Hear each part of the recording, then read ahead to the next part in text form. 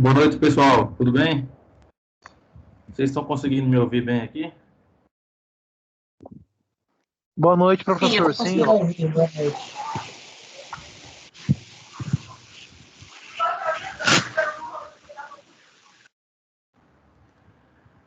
Estão todos me ouvindo bem? Positivo.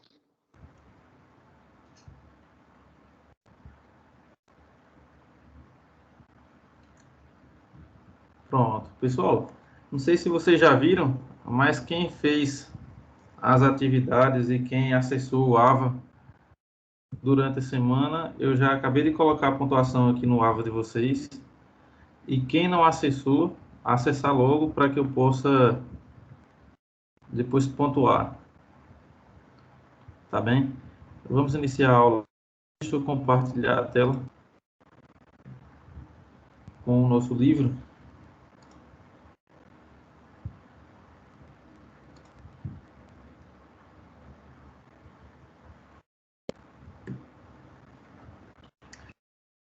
Pessoal, estão conseguindo ver a tela compartilhada? Ok. Pronto, então vamos lá.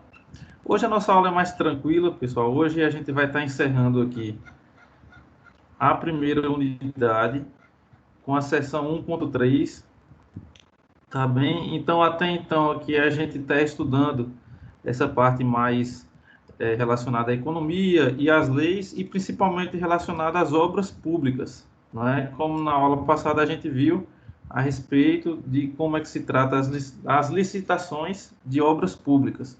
Né? Então, aqui a gente vai concluir hoje aqui essa unidade 01. Não é? A gente já comentou sobre a seção 1.1, 1.2, e agora hoje a gente vai estar falando aqui sobre o regulamento de licitações e contratos da administração pública. Na aula passada a gente estudou, já deu início aqui à lei das licitações, né, a lei federal das licitações, já comentando a respeito principalmente dos três tipos de licitações para as obras públicas, que são o convite, tomada de preço e a concorrência.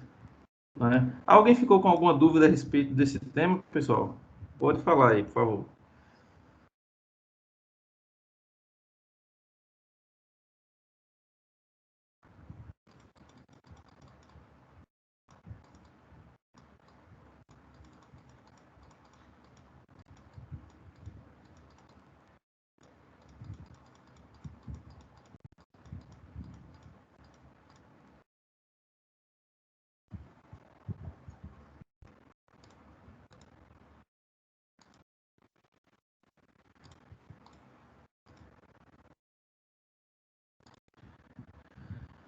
Então, pessoal, continuando aqui o nosso tema, né, os nossos assuntos aqui agora relacionados a licitações. Então, assim, por que logo no início desse nosso curso, logo no início aqui do nosso livro aqui de processos de gestão de obras e projetos, por que a gente vem tratando a respeito de licitações? Vocês leram, né, aí no módulo, na seção 1.1, a gente estudando aqui sobre a macroeconomia e qual a importância da construção civil na economia, principalmente nacional. Então, o que é que acontece? Claro que as pequenas obras, elas estarão mais presentes, né, no nosso dia a dia. Porém, são os investimentos dos governos, né, quando eu digo governo, são as três esferas, municipal, estadual e federal, geralmente são esses investimentos que impulsionam a economia, principalmente quando ela não está bem, quando ela não vai bem. Então, por exemplo, esse dinheiro, ele injetado na economia através de obras, ele faz com que a economia nossa avance, né? Então, avance com geração de empregos, como nós citamos, a construção civil tem um papel extremamente importante na geração de empregos por empregar pessoas não necessariamente tão capacitadas, mas apenas pessoas que têm um certo interesse, já o fato de ter o interesse de trabalhar e tudo, você já abre uma oportunidade de trabalho que ela não encontraria em algum outro local. Então, a construção civil, ela tem esse ramo mais aberto e mais acolhedor a respeito da mão de obra, e ela é o primeiro grande passo, né, para que se recupere a economia de um país. Então, por isso que a gente está logo nesse início do curso conversando e falando muito sobre licitações, não é? Então, aqui, pessoal, eu pedi até para vocês anotarem, né, na aula passada, essa é a lei das licitações, no qual tudo é baseado, né, no setor público, que é a lei número 8666/93. Então, essa é a lei no qual a gente encontra todos os dados a respeito das licitações. Tá bem, pessoal? Então, vamos seguir aqui. Deixa eu ver se tem alguém para entrar. Pessoal, alguém tem alguma dúvida a respeito da aula anterior? Onde a gente comentou sobre os 3 tipos de licitações mais importantes para as obras: convite, tomada de preço e concorrência. Alguém chegou a estudar e tem alguma dúvida? Ou quer fazer algum comentário? Pode falar. Para mim tá ok, professor.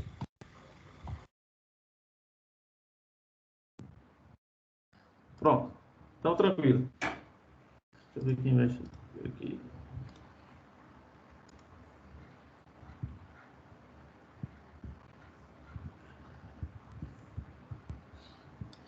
Pessoal, nós podemos classificar a administração pública como indireta ou direta. Ou seja, a administração pública, no geral, ela é dividida em dois tipos aqui, né? Direta ou indireta. Então, tudo que é direto, ele é realizado pelo próprio Estado. Então, ou seja, o governo, não é? A administração pública, ela possui os seus próprios funcionários. Né? Por exemplo, no hospital você tem lá no hospital o setor de manutenção do hospital fixo, né? São funcionários do hospital mesmo, funcionários públicos. Ou seja, tem um certo serviço, uma certa obra lá a ser executada, então ela é realizada pelo próprio Estado, por exemplo. Então, um outro exemplo, a prefeitura. A prefeitura ela precisa fazer uma calçada, né? Por exemplo, ela precisa fazer uma calçada ou precisa recuperar uma calçada da própria prefeitura.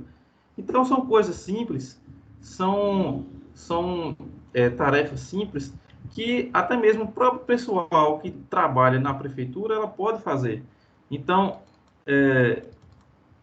existe esse tipo de administração que é a direta, através da própria prefeitura. Muito chamado, principalmente quando nós estamos em obras aqui municipais, a gente percebe muito isso quando a gente vê lá com recursos próprios, carro que foi conseguido com recursos próprios. Então, isso aqui, tudo que é com recurso próprio, é através de uma administração direta. E a indireta é quando você transfere para uma outra empresa, ou para, no caso, através de uma licitação, para a realização do serviço. Né? Então, como temos aqui, quando o ente público transfere a realização dos serviços para outra pessoa jurídica, que podem ser outras empresas públicas ou ainda organizações privadas. Então, o que é que acontece? Existem outras empresas que também são públicas ou públicas e privadas, que também executam serviços e serviços específicos para a sociedade. Né? Então, aqui a gente vai dividir e exemplificar algumas delas. Então, vamos seguir aqui. Aqui, mais abaixo. A administração pública direta, ela é realizada por órgãos que respondem diretamente às pessoas políticas. Aqui, como exemplo, temos a esfera federal, além da presidência da República, os ministérios, a Câmara dos Deputados e tudo que contribui para o seu funcionamento. Exemplo pode ser ainda expandido para órgãos estaduais, municipais e distritais. Por outro lado, a administração indireta é constituída por organizações que não respondem diretamente às pessoas políticas, sendo formadas por autarquias, fundações e sociedades de economia mista. Então, a divisão entre essas administrações, como eu falei para vocês, é simples, né? Então, tudo que é diretamente realizado pela administração pública, pelos servidores públicos, melhor assim dizendo. Então, é a administração pública do tipo direta. E a indireta é tudo que é, no caso, terceirizado para uma outra empresa fazer. Tá bem, pessoal? Então, aqui a gente tem alguns tipos aqui de administração indireta, que é, aqui temos autarquia. Então, o que é uma autarquia? É uma pessoa jurídica de direito público, criada por lei, com capacidade de auto-administração, para o desempenho do serviço público descentralizado, mediante controle administrativo exercido nos limites. Então, um exemplo, alguns exemplos de autarquias que nós temos.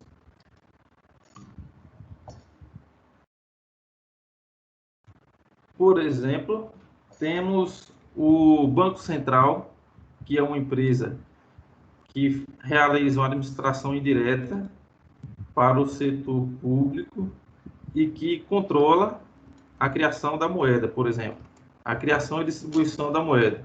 Então, temos aqui, por exemplo, exemplos de autarquia.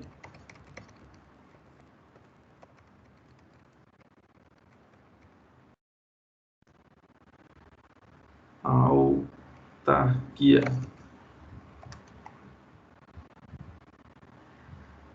Banco Central.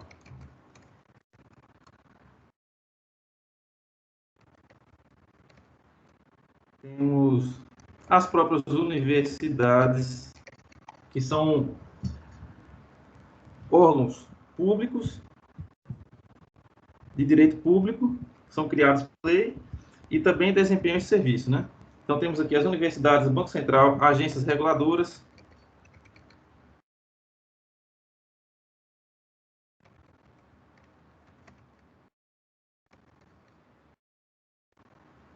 entre outros. Então, aqui são só alguns exemplos de autarquia. Temos um outro tipo aqui, pessoal, chamado fundação pública. É a fundação instituída pelo poder público como patrimônio total ou parcialmente público, dotada de personalidade jurídica, de direito público ou privado, destinado por lei ao desempenho de atividades do Estado de ordem social, com capacidade de auto-administração, mediante controle da administração pública nos limites da lei. Um exemplo das fundações públicas que nós temos, exemplos de fundações públicas. Temos, por exemplo, IBGE e FUNAI. Todos órgãos públicos, porém, que atuam indiretamente na realização dos seus serviços. Mais abaixo aqui nós temos o outro tipo, que é a sociedade de economia mista. É a entidade dotada de personalidade jurídica de direito privado, agora de direito privado, com criação autorizada por lei sob a forma de sociedade anônima, cujas ações com direito a voto pertencem em sua maioria à União, aos estados, ao Distrito Federal, aos municípios ou à entidade da administração indireta. Então aqui a gente tem um grande exemplo de uma sociedade de economia mista,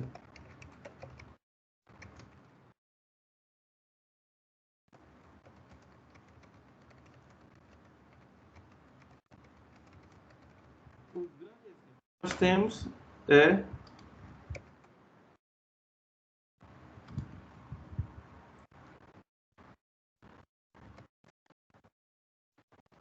o Banco do Brasil,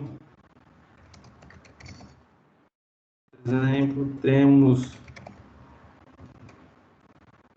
o Nordeste. Então, o que é que acontece, pessoal? Uma empresa de uma sociedade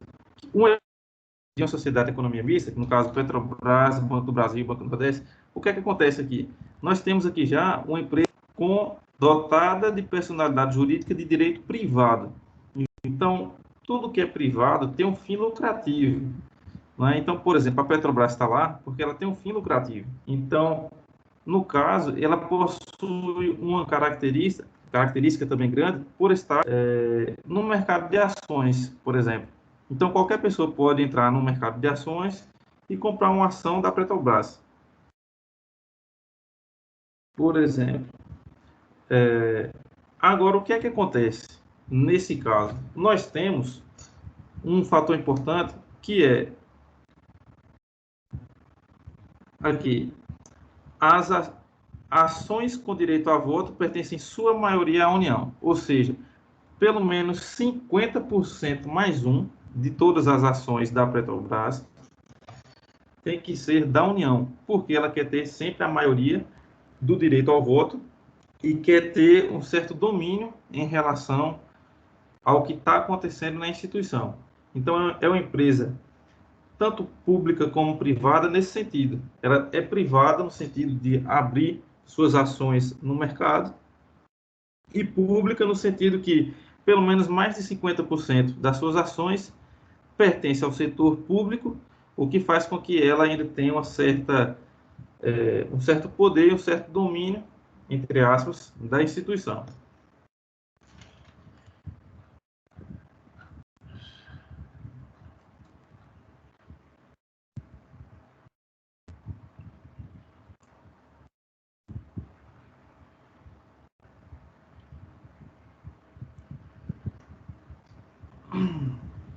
Pronto. Então, pessoal, esse início aqui da nossa aula aqui, exemplos de administração direta e indireta, aqui é só para a gente já especificar e exemplificar para vocês que existem, né, na administração pública vários tipos de empresas, no caso aqui autarquia, fundações públicas, sociedade de economia mista, cada uma com sua característica. Então, por exemplo, uma totalmente pública, uma pública barra privada. Então, o que é que acontece aqui? A gente vai voltar agora para os temas das licitações, não é? Então, vamos lá.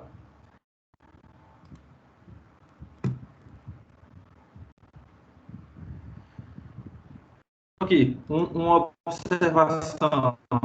A ação tem processo isonômico, assim, sob nenhum aspecto o certame pode acontecer em sigilo e tampouco o edital de licitação pode ser elaborado no sentido de privilegiar a empresa A ou B. Então, como nós citamos na aula anterior, o processo de igualdade, né, para as empresas. Alguém me perguntou aí a respeito da entrega dos envelopes, que cada empresa chega lá e entrega o envelope com sua proposta, todas são entregues ao mesmo tempo, né, com o sentido de não privilegiar nenhuma empresa. Então, é assim que acontece.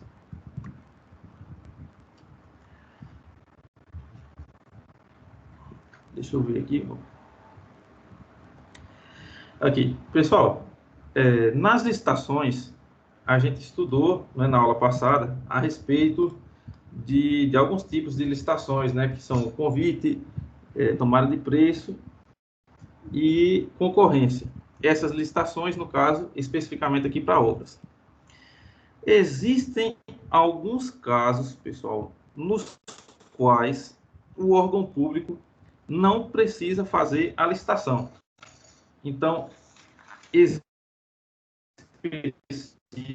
como aqui está dizendo, no qual pode ocorrer a dispensa da licitação. Então, ou seja, primeiro ponto, em caso de catástrofe, tais como desabamentos. Vamos supor, a gente está lá em Salvador, um local que ocorre muito desabamento, porque tem muita encosta, tem muito morro, existem várias construções irregulares e chove muito. Então, vamos supor, ocorre uma chuva, uma grande chuva na cidade de Salvador e ocorre um desabamento de uma encosta, por exemplo. Então, o órgão público, geralmente o Estado, ele precisa agir rapidamente. Ele precisa agir de uma maneira veloz para que consiga logo reverter a situação e fazer alguma obra de urgência. Então, em casos como esse, em caso de catástrofe, o órgão público ele não precisa fazer a licitação, ele não precisa colher as propostas de cada empresa para depois analisar, ver qual a empresa que vai ganhar a licitação, para ver. Não. Em casos de catástrofes, você não precisa ter licitação, tá bem? Então, assim, voltando para a nossa realidade, Brasil, são em pontos como esses nos quais os políticos que usam a má-fé que cometem algumas fraudes, né? Às vezes em combinação com empresas do setor privado, colocam um valor muito a mais, aproveita dessa brecha na qual não precisa fazer licitação, e aí onde, infelizmente, ocorre boa parte da corrupção, né, no nosso país. Tá bem? Pessoal, dúvida até então? Alguém tem alguma observação a fazer? Pode falar.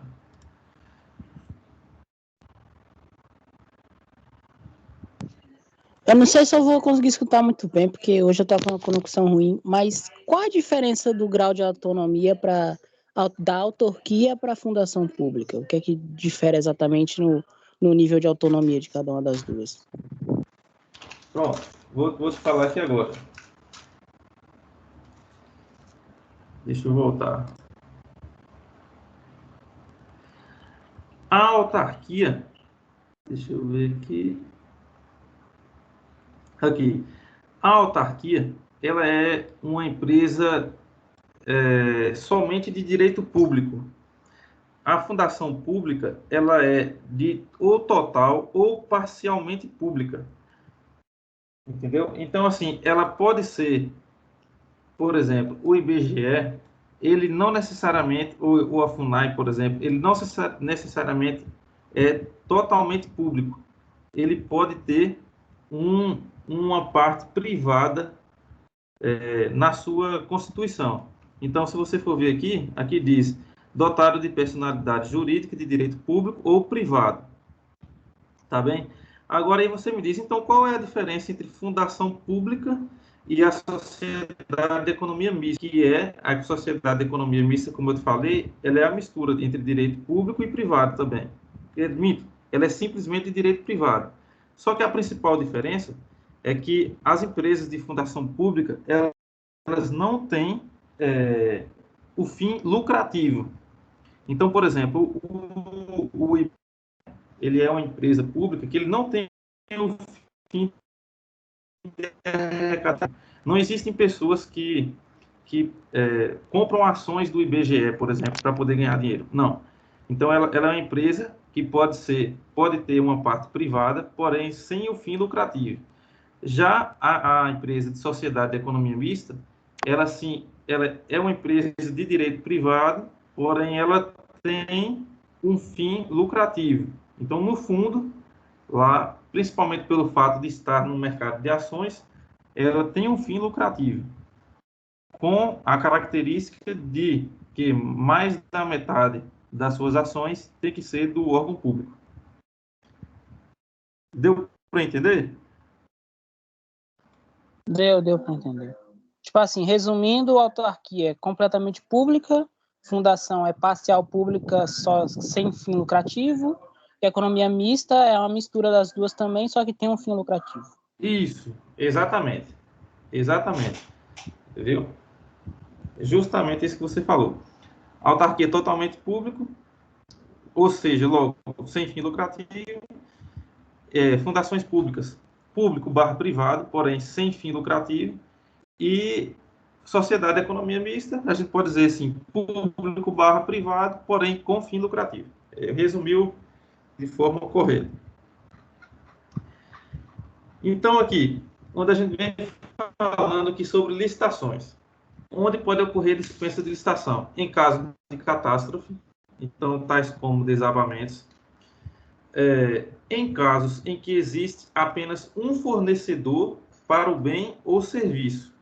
Um exemplo bem atual disso é a vacina. Então, por exemplo, o setor público precisa comprar uma vacina, porém no Brasil só tem um fornecedor. Então não tem nem a necessidade de ter que fazer uma licitação para escolher qual vai ser a empresa, qual vai ser o menor preço para poder você comprar a vacina, não. Existe apenas um fornecedor, então não tem o que fazer. Então tem que comprar dele. Não é? Ou serviço. Né? Então, por exemplo, caso tenha apenas uma empresa no Brasil que execute um certo serviço, então não é obrigado à licitação. Então, existe a dispensa da licitação. Um outro ponto aqui que dispensa a licitação é quando o valor de aquisição é menor que o custo de se realizar o certame, a licitação. Ou seja, pessoal, para fazer uma licitação, existe um custo do setor público, né? Ele vai fazer uma análise, vamos supor, a prefeitura, ela quer construir uma quadra, por exemplo, num certo bairro aqui de Irecê. Então, ela não diretamente, ela coloca a licitação, o edital, para que as empresas possam analisar a licitação. Não. De viabilidade, ela vai no local, vai ver o que precisa ser feito, vai ver primeiramente a real necessidade, né, da quadra em tal local, vai ver quais pessoas vão usufruir dela, vai ver se vai precisar destruir alguma árvore, se vai precisar cortar algo, ou se você vai precisar ter que demolir uma praça para poder fazer a quadra. Então, existe um estudo de viabilidade por trás, né, que engloba muito, principalmente o setor do meio ambiente, setor de habitação.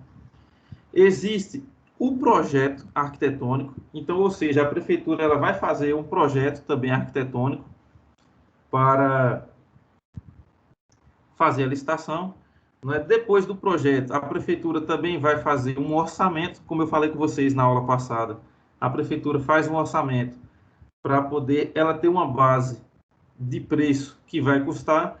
Então, assim, muitas vezes, pessoal, a prefeitura ou o órgão público, ela não tem esse pessoal ou essa disponibilidade para poder fazer esse estudo todo. Então, algumas vezes, ela contrata. Então, assim, algumas vezes ela faz uma contratação através mesmo de uma licitação. Então, ela pode licitar um projeto arquitetônico, por exemplo. Então, ela já licita um projeto arquitetônico, ela já tem um custo, né, do projeto arquitetônico, do projeto estrutural, ou seja, por exemplo, de um certo orçamento, de uma planilha orçamentária para ter uma noção de quanto é que custa. Então, ela pode ter um gasto inicial para poder realizar o edital de licitação. Então, nada é de graça, né? Ela vai ter um gasto para poder realizar. Então, se o valor de aquisição, vamos supor, se o valor dessa quadra fosse menor do que o custo de ter que fazer isso tudo, é claro que eu coloquei um exemplo de uma obra, então, obviamente, não vai ser. Mas se o valor da aquisição, ou do serviço, ou da obra, que for menor do que o que vai se custar o edital, por exemplo, a realização do edital, então não precisa de licitação. Existem mais alguns pontos que também é dispensável a licitação. Deixa eu colocar aqui, ó. Mais alguns pontos que é dispensável. Então, casos de guerra ou perturbação, casos de guerra ou perturbação, não é? Então, assim, pelo menos, graças a Deus, o Brasil não é um país que se envolve com situações de guerra, né, com outros países, mas existe, né, na lei essa indicação dizendo que caso haja uma guerra ou caso haja alguma perturbação com a sociedade, então o órgão público ele não precisa fazer uma licitação caso ele precise agir de alguma maneira mais rápida.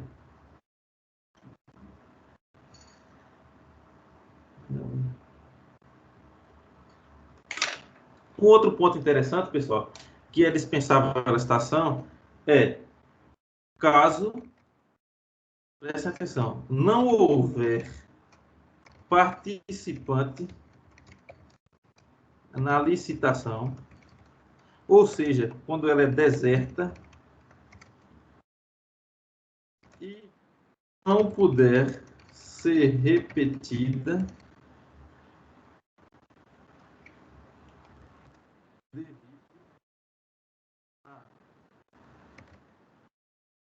prejuízos para o governo.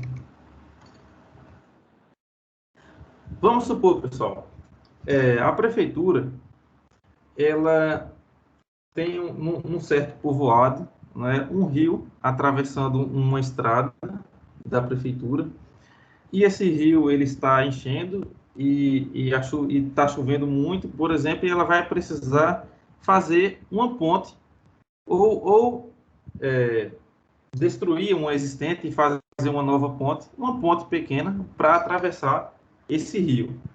Então, assim, ela vai lá e precisa, porque caso ela não faça e continue chovendo, então os moradores de uma certa localidade, eles não poderão trafegar. Então, é uma obra com uma certa urgência. Então, a prefeitura vai lá, faz um estudo, faz um projeto, um orçamento, e lança o edital da obra. Então, o edital da obra, o exemplo, uma tomada de preço para uma ponte com extensão tal, em tal localidade, com esse fim. Beleza. Vamos supor, pessoal, que não haja, que caso não houver nenhum participante na licitação, ou seja, a prefeitura foi lá, lançou o edital e ninguém propôs nada. Então, nenhuma empresa apareceu e nenhuma empresa está colocando um valor para poder executar. Então, a gente chama de uma licitação deserta, ou seja, nenhuma empresa apareceu. E nós estamos também numa licitação que não pode ser repetida devido a prejuízos para o governo, ou seja, a gente precisa realizar a obra, porque senão daqui a pouco o pessoal não vai poder trafegar na estrada. Então, o que é que acontece? A prefeitura, ela pode contratar uma empresa, qualquer empresa, de maneira agora urgente, independente do valor, para realizar a obra. Então, ela tentou fazer da maneira correta, ou seja, ela fez a licitação, fez o edital, as empresas não participaram. Então, o que é que acontece? As empresas não participaram e abriu aqui a brecha para poder ela contratar alguma empresa e realizar, por conta da necessidade. Entendeu, pessoal? Então, aqui é mais um ponto no qual se dispensa a licitação, não é? No caso, após a realização de uma licitação. Tá bem, pessoal? Todo mundo entendeu esse ponto aqui?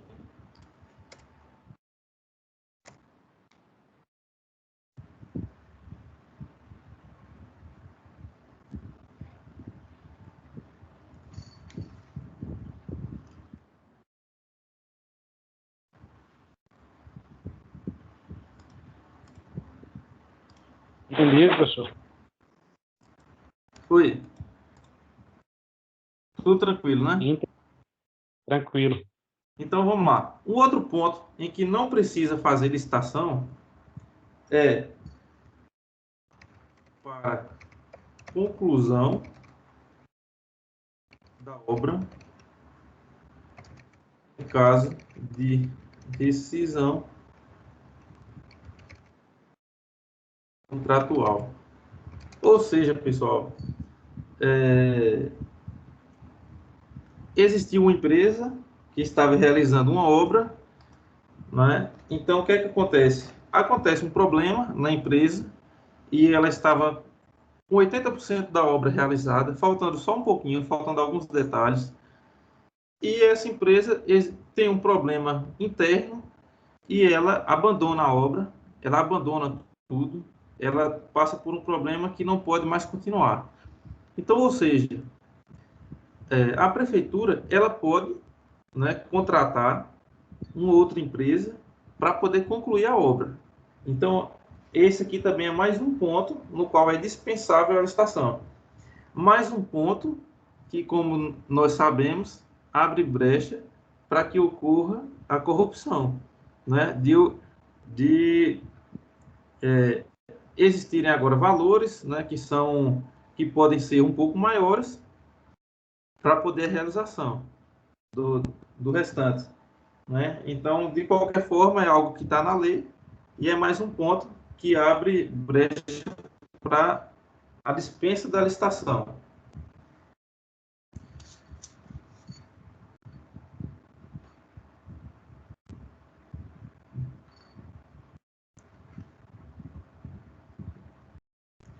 Tá bem, pessoal? Então, aqui são exemplos nos quais o órgão público não necessariamente precisa fazer a licitação.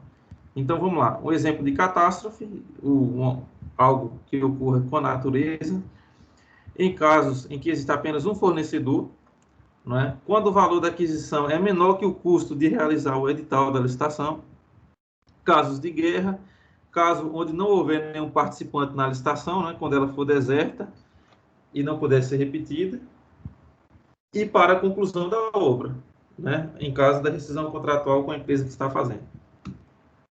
Tá bem? Então, esses aqui são mais alguns pontos de dispensa de licitação.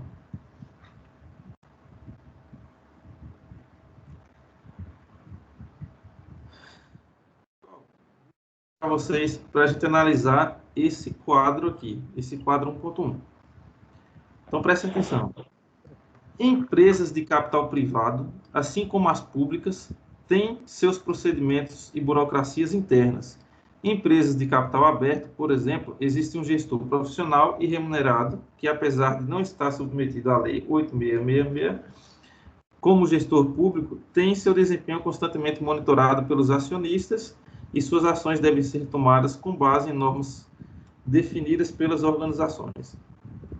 Na visão de Mota, grandes empresas são organizações que saíram das mãos dos seus proprietários e passam a ser geridas por gestores profissionais. Ora, se isso ocorre, os gestores então seguem normas editadas pela própria empresa e possuem, então, portanto, tal como o poder público, um processo burocrático documentado para contratação de serviços e compra de bens, como as licitações para empresas públicas. Assim, a estrutura de contratação de empresas públicas e da iniciativa privada possui processos ou procedimentos similares, uma vez que ambos procuram contratar o fornecedor que se demonstra mais vantajoso para a organização. Porém, o quadro 1.1 a seguir estrutura os modelos e demonstra as particularidades de maneira clara e indireta. Resumindo isso aqui tudo, temos o setor público e o setor privado. Então, o setor público precisa contratar uma empresa para executar uma obra. O setor privado também precisa executar uma empresa para executar uma obra. Tá bem? Então, quais são as diferenças? Quais são as diferenças de contratação? Então, qual é mais simples? Qual é a mais burocrática? Então, é isso que esse quadro 1.1 vai nos mostrar aqui a seguir. Não sei se vocês conseguem ver com certa nitidez, porque o quadro, ele em si, ele não está com uma visibilidade boa. Deixa eu voltar aqui.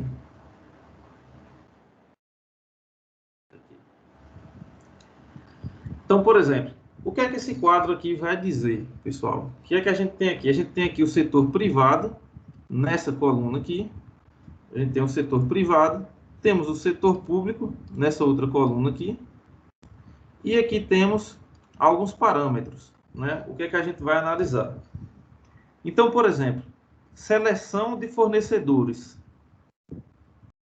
Então, no setor privado, quais são as características?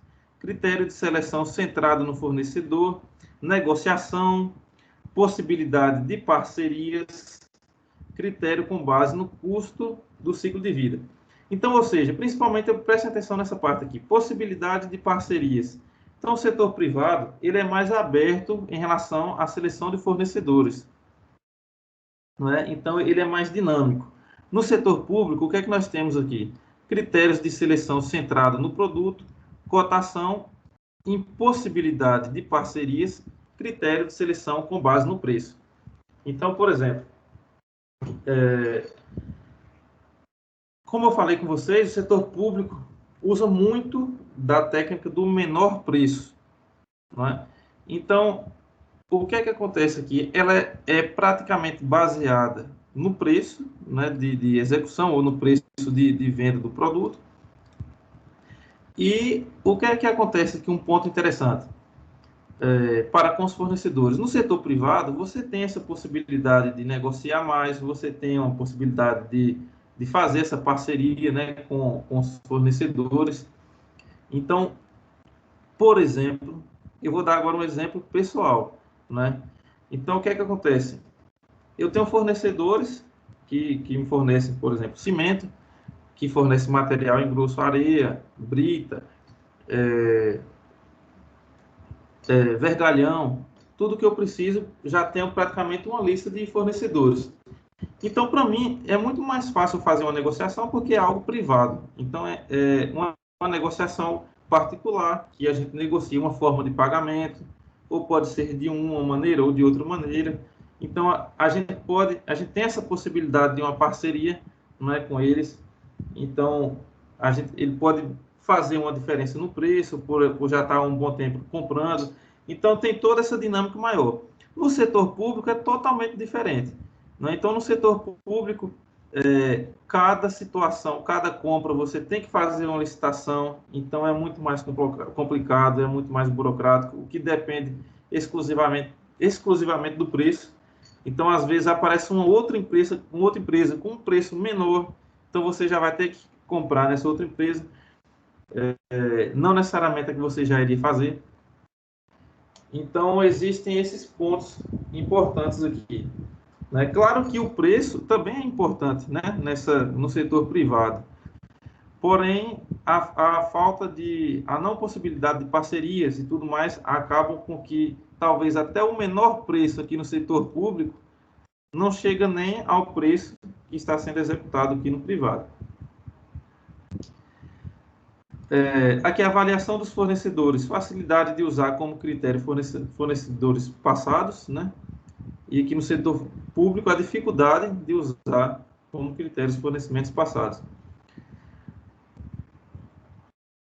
Custo do pedido. Então, o custo do pedido no setor privado é praticamente zero, e já o custo, grandes custos de pedido, alto custo de vendas para o fornecedor. Então, o custo do pedido, para você fazer um pedido no setor público já é maior, já é mais burocrático.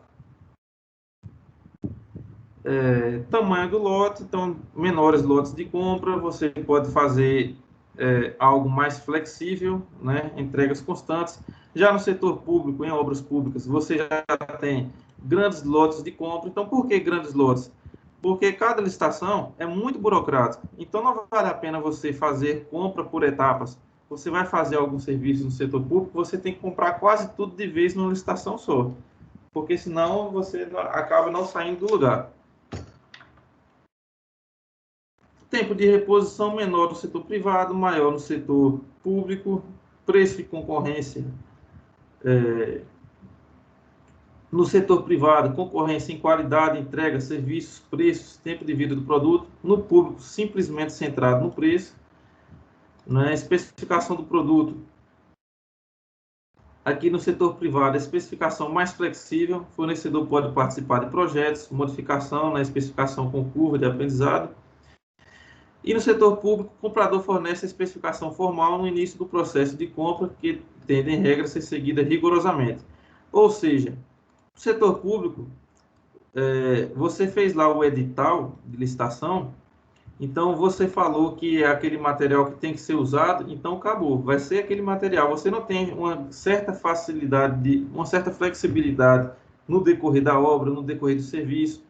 Então vamos supor, durante a execução apareceu um produto melhor para ser usado. Então você não pode fazer essas alterações porque lá naquela planilha inicial da licitação, você falou o que era que precisava. Então a gente não pode fazer essa modificação. Coisas que no setor privado não existem. Não é? Então aqui inspeção de qualidade. No setor privado é mais fácil para fazer, por conta da equipe. Contratos, né? Já diz aqui, no setor privado é mais flexível, incorpora melhor a técnica, modificações por negociação.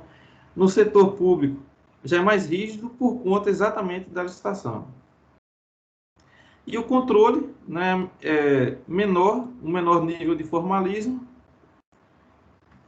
né, por conta de ser uma relação mais pessoal, mais direta com as pessoas, e já no setor público um pouco mais formal, por conta de ser aqui, tudo deve ser documentado.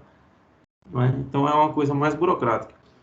Resumindo, pessoal, as obras no setor privado, ela flui de uma maneira mais rápida e mais fácil, né? Menos burocrática. Né? Então, tudo que acontece numa obra em relação à compra, em relação à logística, porque obra, pessoal, ela não é uma coisa que está no papel, foi escrito no papel, então vai ser seguido até o final, não. Uma obra é muito flexível. Então, acontecem problemas internos da obra, né? Você está escavando e você achava que tinha que ter uma rocha e não tem, então vai mudar tudo. Então, você está escavando uma sapata e começa a minar a água. Então, por exemplo, são situações que acontecem que é muito dinâmico. Então, você está sempre mudando uma opção, realizando de outra maneira e tudo mais. No setor público, isso é muito mais complicado, porque... Professor? Oi, pode falar. Então, assim, só para eu entender. Então, para um órgão público, é mais vantajoso ele contratar uma empresa privada do que pública? Exemplo, há um tempo atrás, precisava-se, acho que, consertar estradas. Aí o governo, ele contratou o Exército. Então, nesse caso, é um órgão público, né? O Exército, para poder fazer a estrada. Então, dessa forma, seria mais complicado fazer? Por isso que eles contratam mais empresa privada, então? Geralmente, por que os órgãos públicos contratam empresas privadas? Por conta, primeiro, da mão de obra, né, e da qualidade de execução. Então, por exemplo, o Exército ele não vai ter condições de fazer todas as que precisam ser feitas no Brasil. E nem o setor público também tem condições e tem capacidade técnica para fazer determinados serviços e as obras que precisam, né? Então, eu dou exemplo aqui das obras da nossa cidade, por exemplo.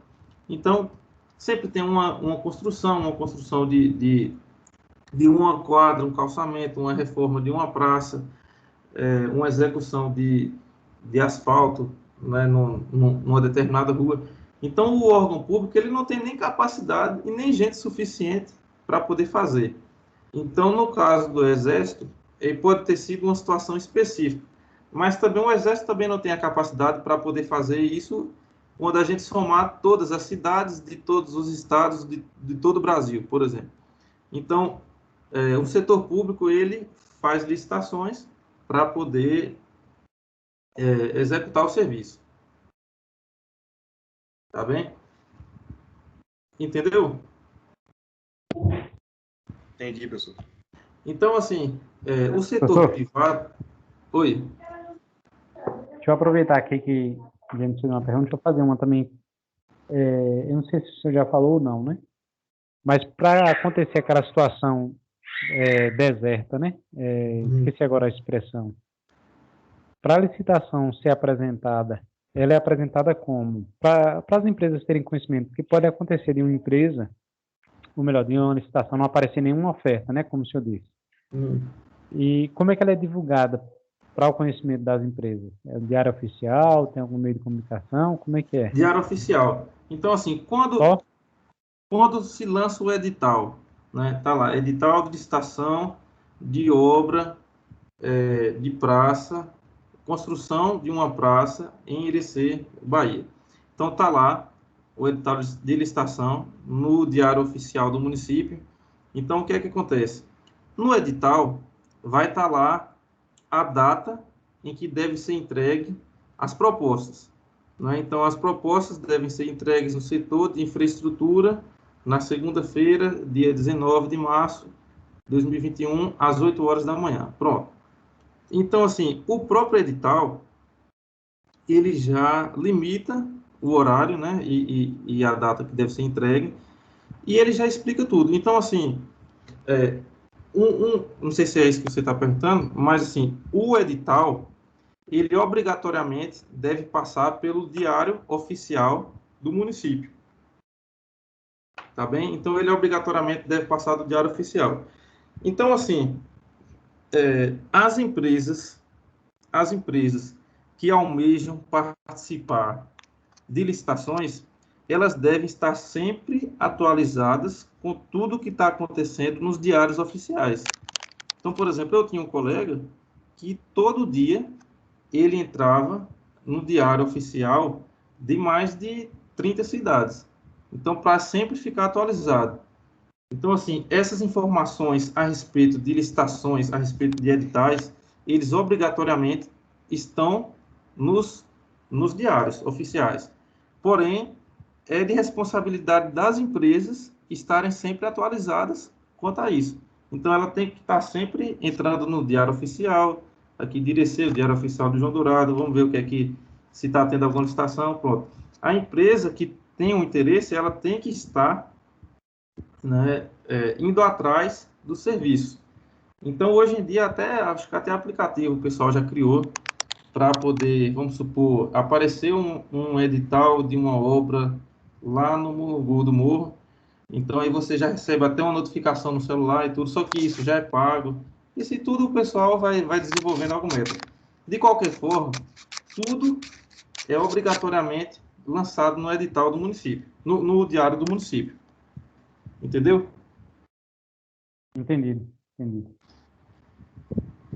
Então é isso, pessoal. Por exemplo, a diferença aqui do setor privado para o público é essa flexibilidade, essa facilidade de negociação e tudo mais. No setor público, principalmente em relação às obras, tudo fica muito parado, fica muito rígido quando a gente se trata de licitação, porque temos uma regra a seguir. Nós temos, por exemplo, que seguir o edital, a gente não pode fazer algumas mudanças, porque tudo é muito burocrático, né? Então, como eu falei para vocês, no setor privado é mais flexível. Então, agora eu vou fazer uma pergunta a vocês aqui, e eu quero ver o que é que vocês vão dizer a respeito. Então, vamos supor, foi feita uma licitação, né, de uma obra, e na obra, o que é que diz? O que é que dizia no edital de licitação da obra? Que a gente vai construir, a empresa vai construir um prédio público, né? São 3 pavimentos, ela está fazendo licitação para uma empresa construir um prédio público de 3 pavimentos. Então, o que é que acontece? Ela coloca lá na planilha que vai ser, que a fundação desse prédio, ela vai ser uma fundação do tipo rasa e que vai escavar, que nós temos que escavar em torno de 2 metros para poder chegar na rocha e apoiar a base do nosso prédio em cima dessa rocha.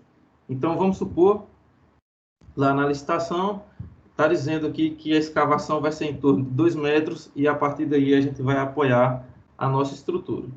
Pronto. Então, beleza, a empresa foi lá, fez o orçamento, né, tranquilo, vai ter que escavar 2 metros, então, beleza, então, calculou tudo e deu seu valor, pronto, deu seu valor da licitação, deu a sua proposta, depois chegou lá, a empresa foi aqui, ganhou a licitação, beleza, pegou a obra.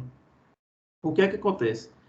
Quando o pessoal da empresa foi lá começar a cavar, começar a escavar, né, uma sapata, então o que é que acontece? Começou a escavar e deu 2 metros e não chegou em rocha, deu 3 metros e não chegou, deu 4 metros e não chegou, deu 5 metros para poder chegar. Um exemplo, estou dando um exemplo bem atípico aqui, mas só para vocês pensarem. Então, para chegar numa rocha, no local, foram necessários escavar 5 metros. Agora, imagine você repetir essa escavação toda, agora para todas as colunas, todas as sapatas do restante do prédio. Então, como é que deve ser resolvida essa situação? Porque, nesse caso, o órgão público, ele tinha falado, né, através do edital, que a empresa precisaria escavar 2 metros para poder apoiar a base do prédio. Porém, na realidade, na primeira escavação, a empresa percebeu que não era 2, não, que tem que ser 5. E agora, pessoal, o que é que acontece? Alguém tem alguma ideia? Professor, Segundo o livro, a empresa ela pode recorrer a uma ação chamada de claim, acho que é uma coisa do tipo, que aí, no caso, o órgão público, ele tem que ressarcir a empresa pelos gastos que ela teve, né? Acho que é claim ou é claim, acho que é um termo em inglês que é usado. Justamente. Realmente. E eu vou dizer agora qual é o termo que a gente usa, o termo brasileiro mesmo, né? É o aditivo. Então, o que é feito na licitação? É justamente isso aí, viu? E o que é feito aqui na licitação? É feito um aditivo, né, na licitação, e a empresa ela vai cobrar um valor a mais por esses, entre aspas, 3 metros a mais de escavação que ela vai ter que fazer porque não tinha que fazer antes. Então, onde, pessoal, mais uma vez, abre brechas para que empresas e construtoras, infelizmente, façam propostas com corrupção e que alguns políticos também aproveitem, através de aditivos na licitação. Então, os aditivos, eles surgem através de algumas situações que não estavam previstas no edital. Tá bem? Então, acho que deu para entender, né?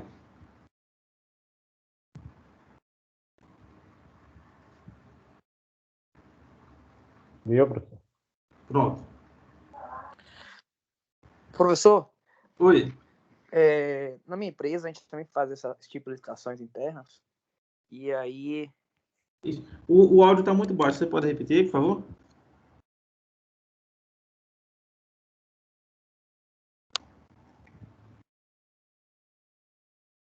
Você pode repetir? Eu não entendi aqui.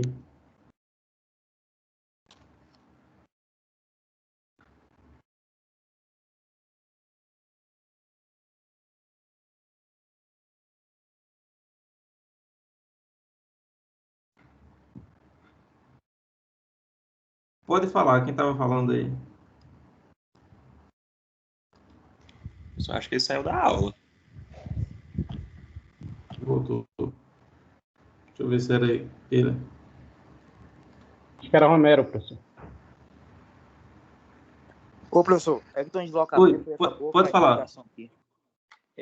Na minha empresa, a gente faz algumas licitações internas também de obra, e na empresa que eu trabalho. E a gente já faz tipo assim, há uma obra que a gente sabe que vai ter alguma coisa extra, a gente já coloca um aditivo já, esperando alguma coisa que possa surgir.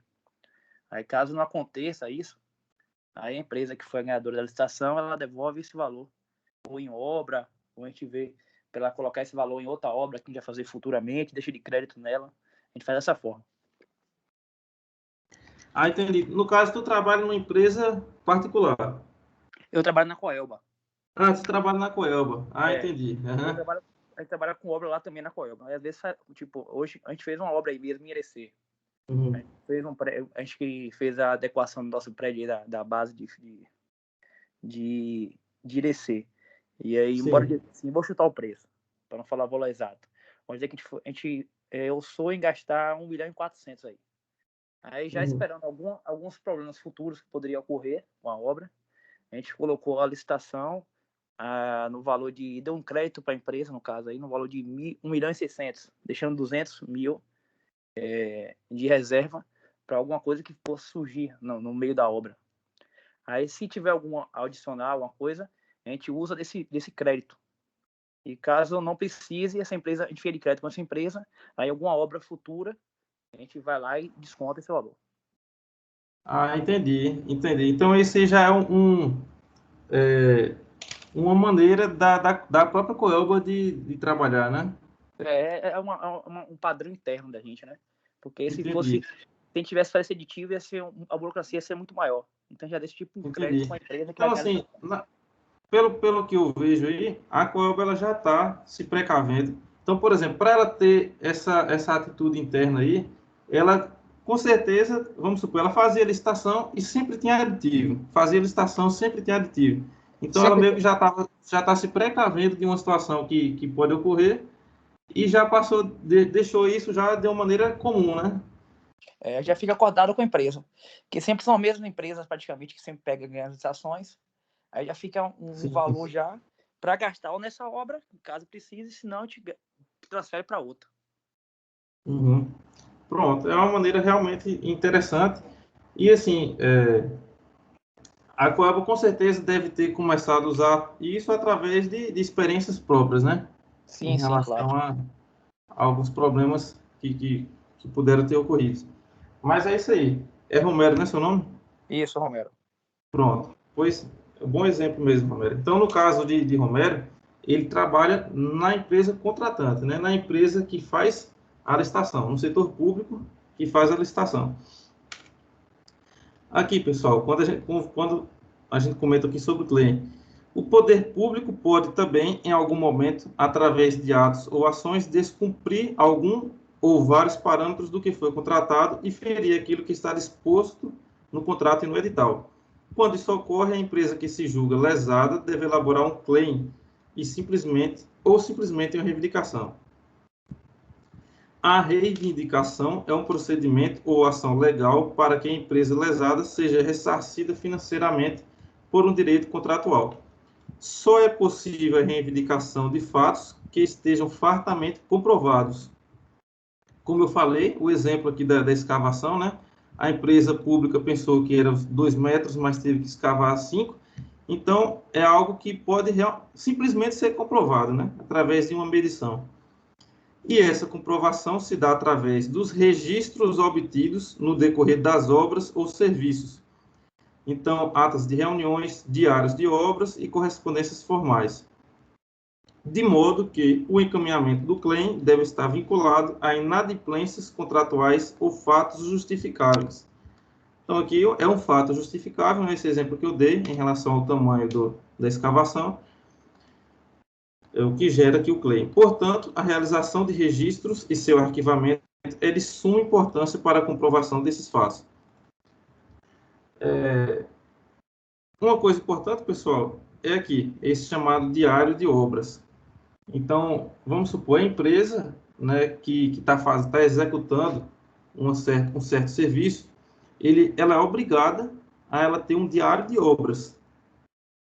Ela tem que falar tudo o que está acontecendo em cada dia, o que é que acontece, o que foi realizado em cada dia, para um controle melhor do órgão público. Não é? Eu já trabalhei lá em Salvador, assim que eu formei, no ano de 2015, a gente reformava hospitais, né? Os hospitais, no caso, do governo do estado. Então, como a minha empresa que tinha ganhado a licitação, então o que é que acontece? Eu era um dos responsáveis aqui para estar fazendo o diário de obras. Então, todo dia, no diário de obras, eu anotava quantos funcionários tinham ido, não é? O que é que a gente estava fazendo, se ocorreu algum problema, o que foi realizado, se por acaso ocorreu algum problema da natureza que possibilitou o trabalho.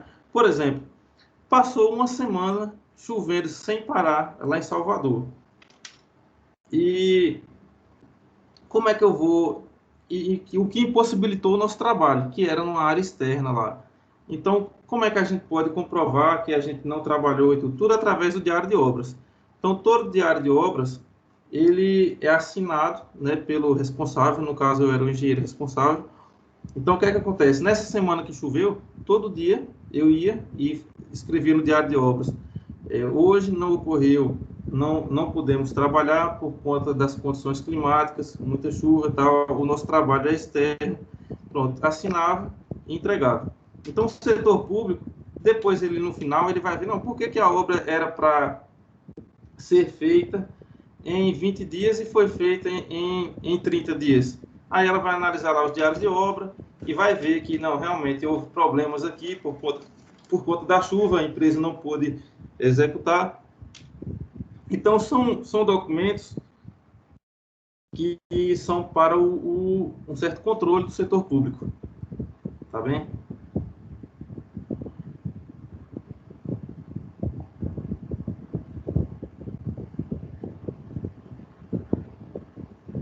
Aqui, ó. Apesar do processo de reivindicação ser um procedimento legal e muitas vezes até previsto em contrato.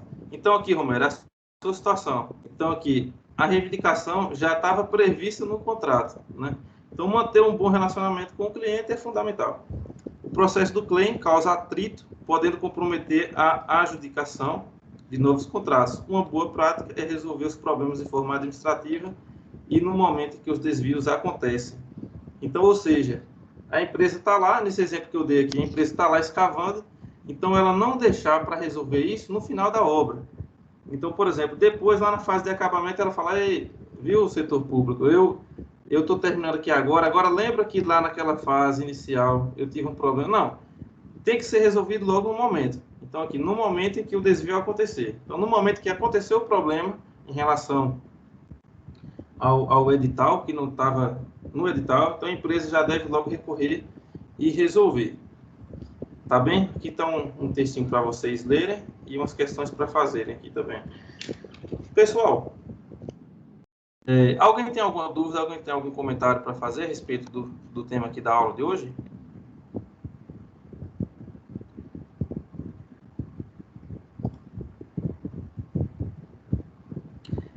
Então, o que é que acontece?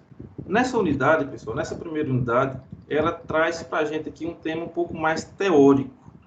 É um tema aqui que relaciona, esse tema aqui que a gente viu, acabou de ver, é um tema que relaciona um pouco mais a economia, obra no setor público, ele fala um pouco sobre licitações. Então, assim, o que é que a gente começou falando aqui? A gente começou falando aqui na seção 1.1 a importância da construção civil na economia. Então, já citei para vocês aqui que a economia, ela é o propulsor, a construção civil, ela é a propulsora aqui do crescimento da economia de um país, por conta da alta empregabilidade. Né? Então, o que é que na seção 1.2, na seção 1.3 a gente já viu? Aqui em relação agora às obras do setor público, porque geralmente são essas obras de infraestrutura do setor público que alavancam a economia do nosso país. Né? Então, aqui a gente já viu alguns exemplos e começou já a estudar a respeito de licitações. Nas próximas sessões e próximas unidades, a gente vai mudar um pouquinho agora o rumo do nosso estudo. Aqui até então aqui a gente estudou uma parte um pouco teórica, mas agora a gente já vai, a partir da unidade 2, estudar o canteiro de obras.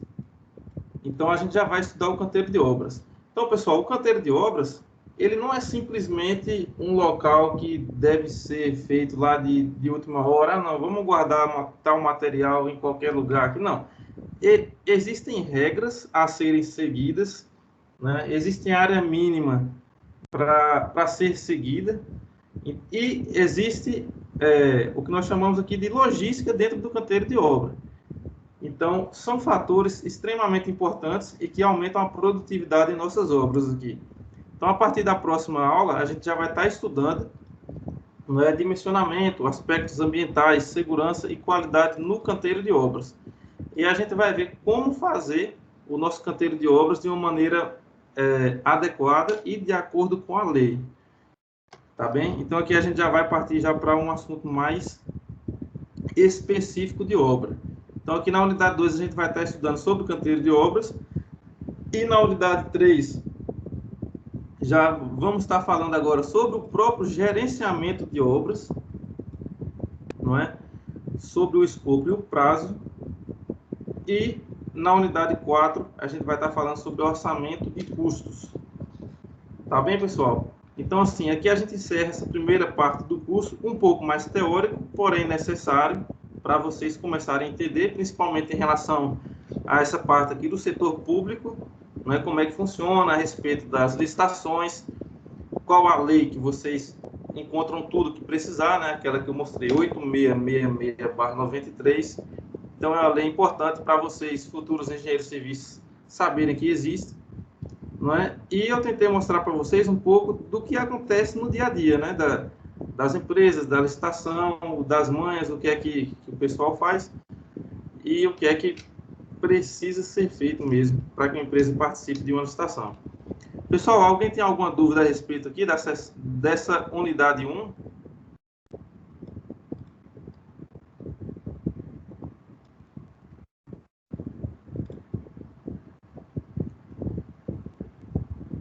Podem falar, pessoal, tranquilo.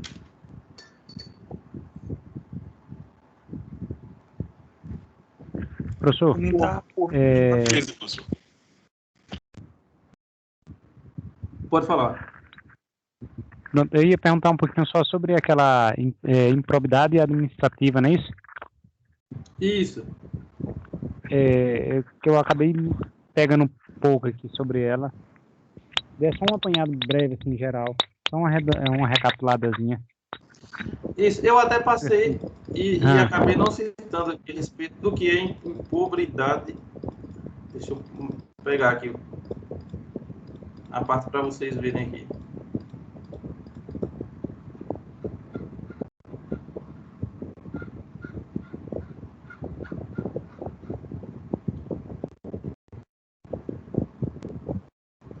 Pessoal, então assim, a respeito aqui da improbidade administrativa, o que é que acontece? Todo setor público, você vai ter lá os servidores públicos, né? Então, aquelas empresas lá, a empresa que tem, que é praticamente pública, que tem a parte toda pública. Então, o que é que acontece aqui? Deixa eu só ler aqui para vocês.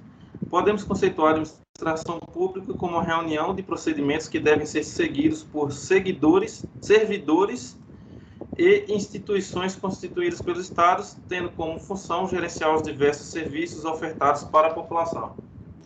Seu objetivo primordial é trabalhar em prol do interesse da população e garantir a satisfação dos direitos da sociedade. Óbvio, né? Então, aqui chamamos de servidor público aquela pessoa que trabalha na administração pública. E esse tem a sublime função de trabalhar de forma ética, igualitária e transparente, sempre de acordo com as leis e normas estabelecidas pelo Estado. Então, assim, um prefeito, ele é um servidor público, né? Um vereador, ele é um servidor público. Então, qualquer funcionário público também é dito aqui como servidor. Agora, tem esse ponto. Servidores que cometem desvios são enquadrados na lei, nessa lei número 8429, denominada da improbidade administrativa. Então, o que é improbidade administrativa? Aqui, os atos de improbidade praticados por qualquer agente público, servidor ou não, contra a administração direta, indireta ou fundacional de qualquer dos poderes da União, dos Estados, do Distrito Federal, dos municípios e território, de empresa incorporada ao patrimônio público ou de entidade cuja criação ou custeio erário haja concorrido ou concorra com mais de 50% do patrimônio, resumindo, serão punidos na forma dessa lei. Parágrafo único. Estão também sujeitos às penalidades desta lei os atos de improbidade praticados contra o patrimônio de entidade que receba benefício ou incentivo fiscal ou creditício de órgão público, bem como daquelas para cuja criação ou custeio haja concorrido ou concorra com menos de 50% do patrimônio ou da receita anual. Pronto, resumindo, pessoal, improbidade administrativa é com público, né? Aqui até de servidor ou não, ele comete algum crime relacionado ao setor público. Então, por exemplo, existe uma lei específica para a punição dos servidores. Então, vamos supor, um prefeito ou um vereador, ele está usando de má fé o seu cargo e tendo atos de corrupção em um certo objeto, por exemplo, em uma certa obra. Um exemplo aqui. Então, o que é que acontece? Esse caso é quando está lesando o Estado, né, professor? Desculpa interromper. Quando está o servidor está lesando o Estado. Isso. Tudo que causa a lesão do Estado. Então, assim, vamos supor, qual será a primeira lei na qual esse servidor deve ser enquadrado? Então, é essa lei. Existe uma lei da improbidade administrativa, né? Então, aqui no nosso módulo aqui, a gente só está citando a lei e falando de uma forma mais simples. Mas o que é que nós queremos passar aqui? É para vocês que a lei no qual o servidor deve ser enquadrado por conta de algum desvio ou algo que lese o órgão público, é essa lei de improbidade administrativa, né? Essa lei desse número aqui. Tá bem? Somente esse detalhe aqui para poder vocês entenderem. Então, assim, quando vocês ouvirem falar algum servidor, ele está sendo acusado de improbidade administrativa. Então, geralmente, são pessoas que têm um certo poder na administração pública e que está abusando desse poder de forma corruptível. Então, resumindo, é praticamente isso. Tá bom?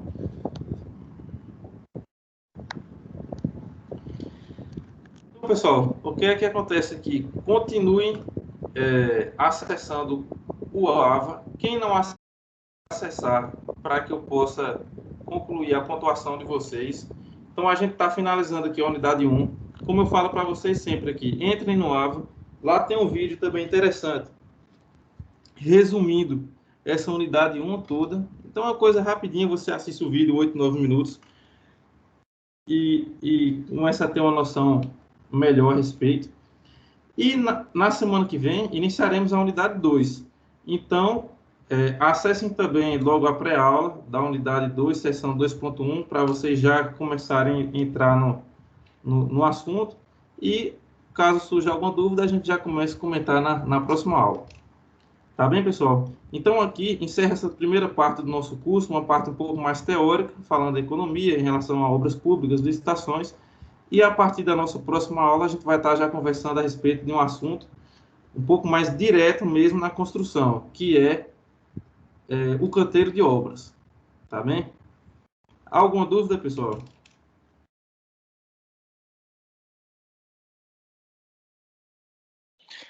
Ok, tudo certo.